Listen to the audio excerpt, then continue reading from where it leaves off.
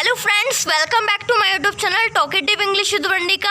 आज की इस वीडियो में हम सीखने वाले हैं किस तरह से इंग्लिश के सेंटेंसेस में कंजंक्शन के रूप में वर्ड का इस्तेमाल किया जाता है। देखो, जो वर्ड है ना, वर्ड के इंग्लिश में दो मतलब होते हैं। एक तो वर्ड का मतलब होता है क्या, ठीक है। क्वेश्चन वर्ड के रूप में जो है, अगर हम इंग्लिश में के सेंटेंसेस में वर्ड का इस्तेमाल करते हैं तो वर्ड का मतलब हो जाता है क्या। जब मैंने आपको WH फैमिली वर्ड्स पढ़ाए थे, जब मैं आपको क्वेश्चन वर्ड्स पढ़ा रही थी, उसमें मैंने आपको अच्छे से बताया था किस तरह से मतलब वर्ड का इंग्लिश के सेंटेंसेस में क्वेश्चन वर्ड के रूप में इस्तेमाल किया जाता है। जैसे हमने बहुत सारे सेंटेंसेस मैंने आपको बताए थे, ठीक है।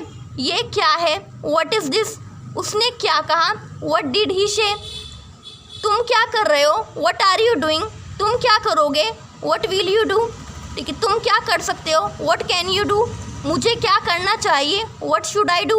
इस तरह से मतलब क्या के अर्थ में सेंटेंसेस में हमने जो है वर्ड का इस्तेमाल किया था, ठीक है। क्वेश्चन वर्ड के रूप में इंग्लिश के सेंटेंस में क्या के अर्थ में इंग्लिश में वर्ड का इस्तेमाल किया जाता है। लेकिन आज की इस वीडियो में मैं आपको ये बताने वाली हूँ, ठीक है। वर्ड के जो है सिर्फ एक ही मतलब नहीं होता, वर्ड का मतलब सिर्फ क्या नहीं होता, वर्ड का मतलब जो भी होता है। जब इंग्लिश के सेंटेंसेस में हम जो है बीच में वर्ड का इस्तेमाल करते हैं ना, तो वो कंजंक्शन बन जाता है, ठीक है। तब जो है वर्ड का मतलब जो हो जाता है, ठीक है।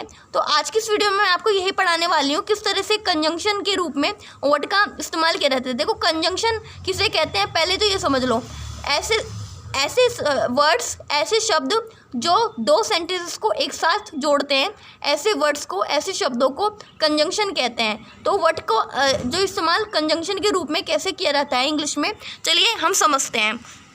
जैसा कि मैं आपको ऑलरेडी बता चुकी हूँ कि वर्ड का मतलब होता है जो, ठीक है। वर्ड का मतलब होता है जो, ठीक है। जो के अर्थ में जो है किसी वस्तु के बारे में पूछने के लिए, किसी इन्फॉर्मेशन के बारे में जानने के लिए, किसी बात के बारे में जानने के लिए जो है वर्ड का इस्तेमाल किया जाता है इंग्लिश के सेंटेंस में।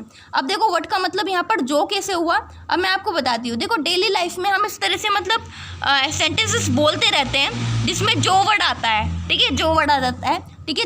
चलिए मैं एग्जाम्पल के थ्रू आपको समझा देती हूँ।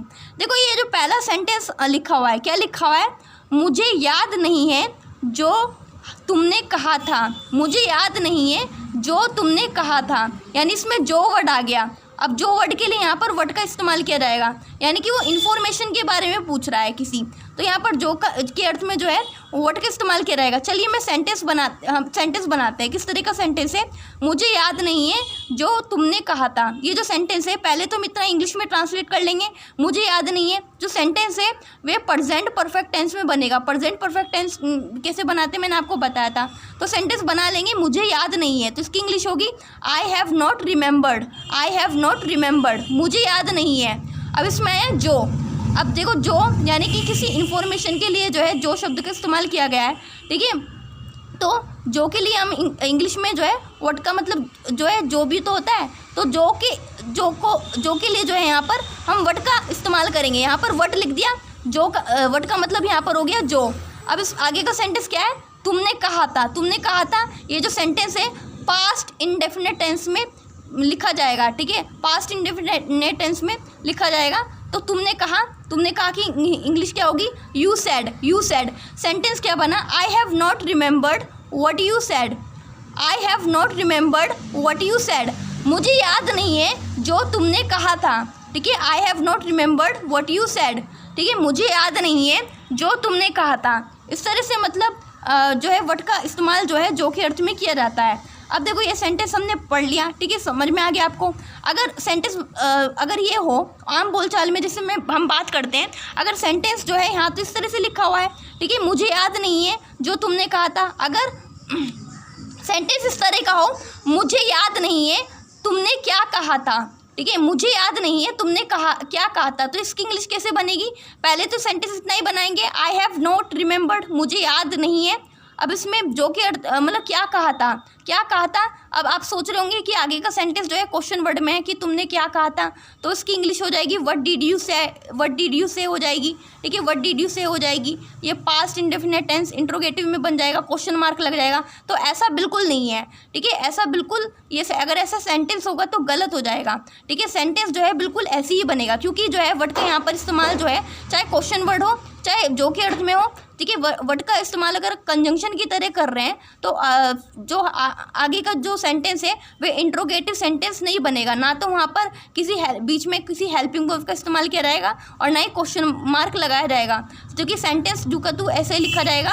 जैसे कि आगे का जो सेंटेंस है यहाँ पर वट आया तो वट के बाद सीधे हमने सब्जेक्ट लिख दिया और हमने जो है वर्ब की सेकंड फॉर्म लगा दी। अब दूसरा सेंटेंस देखो क्यों गलत माना गया, क्योंकि इसमें जो है वट का इस्तेमाल कंजंक्शन की तरह किया गया था और यहाँ पर पूरा एक क्वेश्चन इंट्रोगेटिव सेंटेंस ही यहाँ पर लिख दिया गया है। तो इंट्रोगेटिव सेंटेंस पूरा नहीं लिखा जाता है। ठीक है, सेंटेंस इसलिए ये वाला करेक्ट माना जाएगा, ये वाला गलत माना जाएगा। जब भी कंजंक्शन के रूप में जो है हम वट का इस्तेमाल करते हैं तब जो है वट के बाद जो है किसी मतलब वट का जो इस्तेमाल जो है यहाँ पर किसी इंट्रोगेटिव सेंटेंस को के रूप में नहीं किया जाता है। इंट्रोगेटिव सेंटेंस को जू का तू ऐसे चिपकाया नहीं जाता, बल्कि उसमें चेंज किया जाता है। जब मैंने आपको डायरेक्ट इनडायरेक्ट पढ़ाए थे तब भी मैंने आपको ये बात बताई थी। ठीक है, जब भी कंजंक्शन के रूप में वट का इस्तेमाल करते हैं, पहला सेंटेंस लिखा फिर वट लगाया फिर आगे का सेंटेंस जो है लिख दिया, और वो सेंटेंस जो है या तो पॉजिटिव नेगेटिव होता है, इंट्रोगेटिव कभी नहीं होता। ठीक है, तो इसलिए ये वाला सेंटेंस सही माना जाएगा। I have not remembered what you said. ठीक है, मुझे याद नहीं है तुमने क्या कहा था। अब देखो दूसरा सेंटेंस देखो क्या लिखा हुआ है, ये वही पाठ है जो अध्यापक ने हमें पढ़ाया था। ये वही पाठ है जो अध्यापक ने हमें पढ़ाया था। तो सेंटेंस कैसे बनेगा, ये वही पाठ है, तो इसकी इंग्लिश क्या बनेगी, चलिए बनाते हैं। तो दिस इज़ द चैप्टर, ये वही पार्ट है। दिस इज़ द चैप्टर, ये वही पार्ट है। अब इसमें आया जो का, ठीक है, यहाँ पर आया जो वर्ड शब्द आया। ठीक है, जो का मतलब यहाँ पर वट, जो के अर्थ में जो है हम यहाँ पर जो के लिए यहाँ पर वट लिख देंगे, तो यहाँ पर हमने वट लिख दिया। अब इसमें लिखा हुआ अध्यापक ने हमें पढ़ाया था, तो अध्यापक को इंग्लिश में बोलते हैं टीचर, टीचर लिख दिया। ठीक है, आगे का जो सेंटेंस है पूरा पास्ट इंडेफिनिट टेंस में लिखा जाएगा। ठीक है, यानी कि अध्यापक को इंग्लिश में बोलते हैं टीचर, टीचर लिख दिया। पढ़ाया था पास्ट इंडेफिनिट टेंस है, तो पढ़ाने को इंग्लिश में बोलते हैं टीच, और टीच की जो है सेकंड फॉर्म क्या होती है, टॉट होती है, तो टॉट लिख दिया। और इसमें आया हमें के लिए यहाँ पर लिख दिया अस। तो सेंटेंस पूरा क्या बना, this is the chapter what teacher taught us. This is the chapter what teacher taught us. ये वही पार्ट है, ये वही चैप्टर है, ये वही पार्ट है जो अध्यापक ने हमें पढ़ाया था। इस तरह से जो है वट का मतलब जो के अर्थ में जो है इस तरह से सेंटेंस में इस्तेमाल किया जाता है। ठीक है, अब देखो वट यहाँ पर क्या हुआ, एक कंजंक्शन हुआ।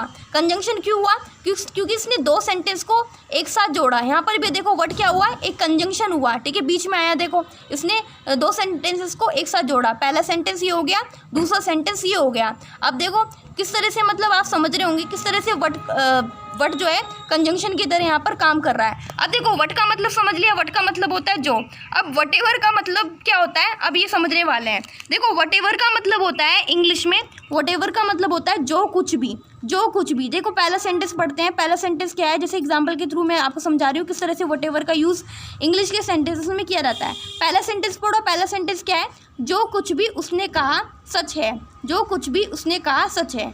अब देखो इसमें आया सच है, सच है के लिए कोई सब्जेक्ट नहीं है, इसलिए यहाँ पर इट लगा करके हम सेंटेंस की शुरुआत करते हैं। तो it is true, it is true, ये सच है। ठीक है, इट इज़ ट्रू।